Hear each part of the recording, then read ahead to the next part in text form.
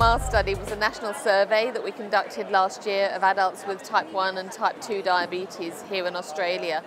The special thing about it is it's the largest study of its kind to focus on the psychosocial and behavioural aspects of living with diabetes.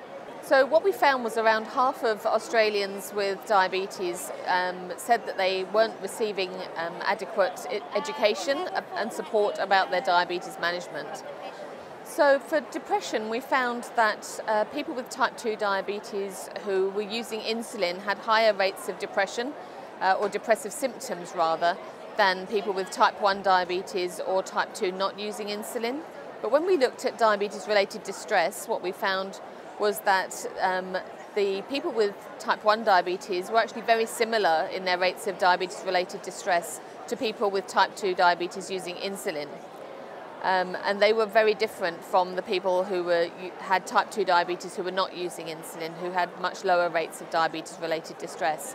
So it seems more likely that it's the ongoing burden of living with diabetes, and particularly the use of injections, the adjustments of insulin that are needed, and how that then impacts on what you can do and what you can eat and so on, that are causing some level of diabetes-related distress in those groups. I think it would be surprising for people to realise that the levels of diabetes-related distress among people with type 1 diabetes and type 2 using insulin are actually very similar.